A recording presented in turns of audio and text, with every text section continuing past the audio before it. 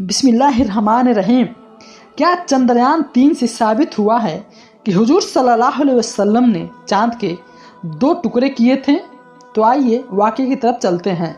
انسان کے وجود میں آنے سے کروڑوں سال پہلے ایک بہت بڑا ستارہ زمین سے ٹکرایا تھا، جس کی وجہ سے زمین کے کچھ ٹکڑے بکھر کر اسپیس میں چل گئے۔ اس میں سے ایک بڑا ٹکڑا اسپیس میں نہ جا سکا اور زمین کے گریویٹی کے میدان ہی میں رہ گیا، جسے آج کا ہم چاند کہتے ہیں۔ چاند ہمیں 1000 کلومیٹر دور ہے۔ اسلامی تعلیمات کے مطابق آج سے 1400 سال پہلے اللہ کے آخری نبی حضور صلی اللہ علیہ وسلم نے اس چاند کے 2 ٹکڑے کیے تھے۔ مگر سوال یہ ہے کہ کیا آج کے سائنس جو کہ چاند تک پہنچ چکی ہے، کیا انہیں چاند کے 2 ٹکڑے ہونے کے کوئی ثبوت ملے ہیں یا نہیں؟ اس حقیقت کو جاننے سے پہلے ہمیں یہ معلوم ہونا ضروری ہے کہ آخر حضور صلی اللہ علیہ وسلم کے زمانے میں چاند کے 2 ٹکڑے کیسے ہوئے تھے۔ روایتوں کے مطابق ہجرت سے 5 سال پہلے مکہ کے کچھ کافر حضور صلی اللہ علیہ وسلم کے پاس آئے اور کہنے لگے کہ اے محمد، اگر واقعی آپ اللہ کے سچے نبی ہیں تو ہمیں کوئی معجزہ دکھائیے۔ تو حضور صلی اللہ علیہ وسلم نے ان سے پوچھا کہ تم کیا دیکھنا چاہتے ہو؟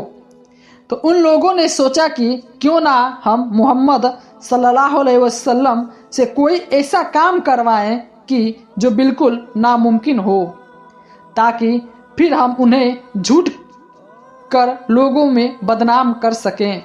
اس لیے وہ کہنے لگے کہ اے محمد، اگر تم سچے ہو تو آسمان پہ چمکتے اس چاند کے ٹکڑے کر دو۔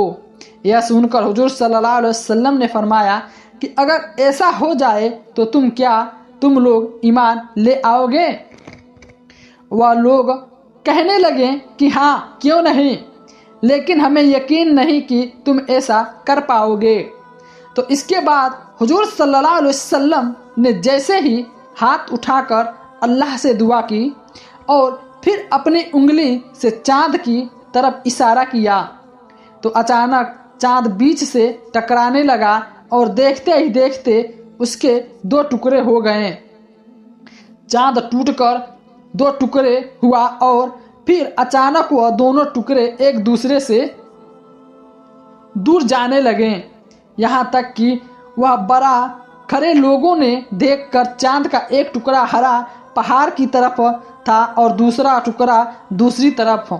وہاں کھڑے سبھی لوگ یہ منظر صاف طور پہ اپنی آنکھوں سے دیکھا، اور پھر حضور صلی اللہ علیہ وسلم نے فرمایا کہ اے لوگو، دیکھ لو، یاد رکھنا اور تم سب گواہ رہنا۔ اس کے بعد آپ صلی اللہ علیہ وسلم نے اپنی انگلی سے چاند کی طرف اشارہ کیا اور پھر دیکھتے ہی دیکھتے چاند پہلے کی طرح آ کر جڑ گیا۔ مگر مکہ کا کافر اتنا بڑا معجزہ دیکھنے کے بعد بھی حضور صلی اللہ علیہ وسلم پر الزام لگاتے ہوئے کہنے لگا کہ انہوں نے تو ہماری آنکھوں پہ جادو کر دیا ہے، یا تو صرف محمد کا ایک جادو ہے۔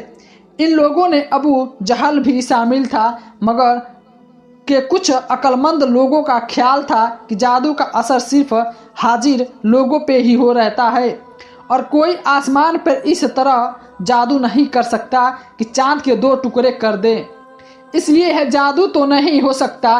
لہٰذا انہوں نے طے کیا کہ جو لوگ دوسرے علاقے اور ملکوں میں گئے ہوئے ہیں وہ سفر سے مکہ واپس آئیں گے تو ہم ان سے پوچھ لیں گے کہ کیا انہوں نے بھی دوسرے شہروں میں چاند کو 2 ٹکڑے ہوتے دیکھا تھا۔ اس کے بعد آپ صلی اللہ علیہ وسلم نے اپنی انگلی سے چاند کی طرف اشارہ کیا اور پھر دیکھتے ہی دیکھتے چاند پہلے کی طرح آ کر جڑ گیا۔ مگر مکہ کا کافر اتنا بڑا معجزہ دیکھنے کے بعد بھی حضور صلی اللہ علیہ وسلم پر الزام لگاتے ہوئے کہنے لگا، اس نے تو ہماری آنکھوں پر جادو کر دیا ہے، یہ تو صرف محمد کا ایک جادو ہے۔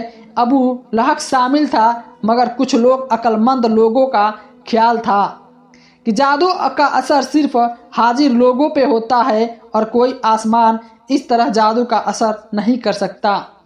चांद के 2 टुकड़े होने पर इसलिए जादू तो नहीं हो सकता, लिहाजा उन्होंने तय किया कि जो दूसरे इलाके से आएंगे हम उनसे पूछेंगे कि क्या तुमने भी उनसे चांद को 2 टुकड़े होते देखा था? क्या आप लोग ने भी वहाँ पे जाके देखा था? अगर उन्होंने गवाही दे दी तो मोहम्मद यकीनन सच्चे नबी हैं।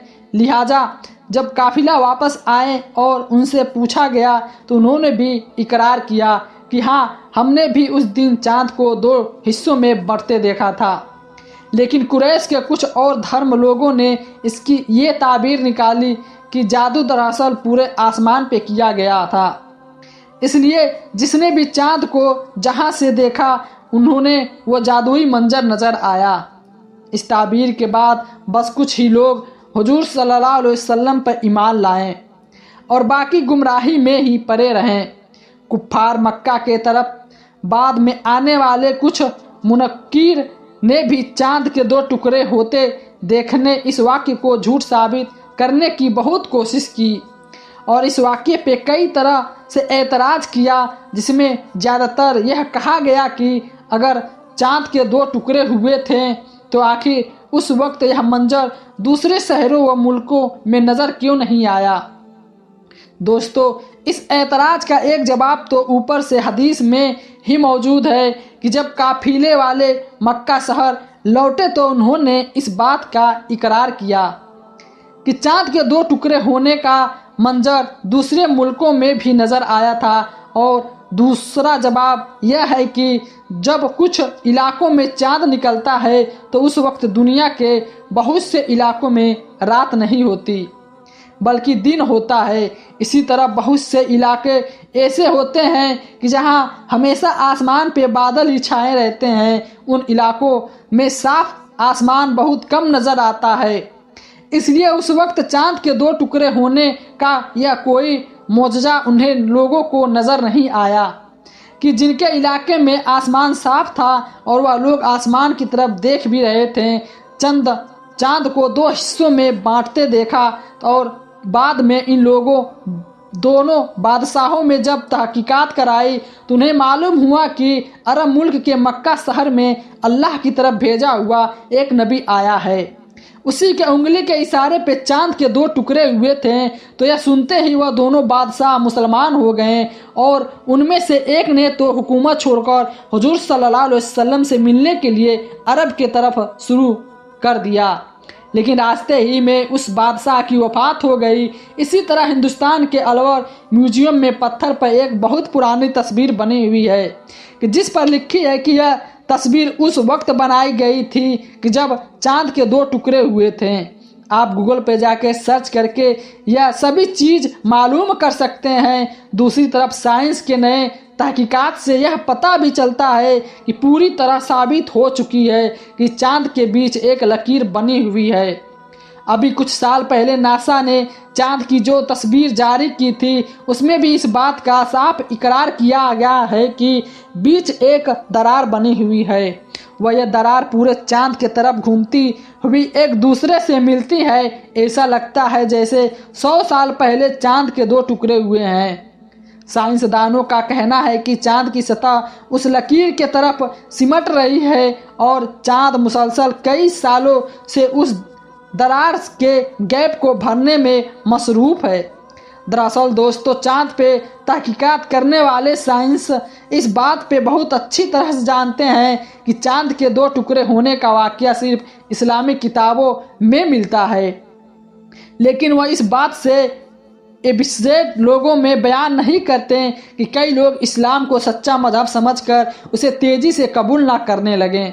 दोस्तों, इन तमाम बातों से ये साफ होता है कि कुरान और हदीस जिस वाक़ये का जिक्र आज से 1400 साल पहले कर चुका है वह बिल्कुल सच है और जिसे आज लाखों बिलियन डॉलर खर्च करने के बाद साइंस मालूम कर पाई है। यह ना सिर्फ कुरान और हदीस बल्कि आखिरी नबी सल्लल्लाहु अलैहि वसल्लम की बेहक नियत की साफ दलील है। प्यारे दोस्तों, अगर वीडियो पसंद आई हो तो लाइक करके चैनल को सब्सक्राइब कर देना।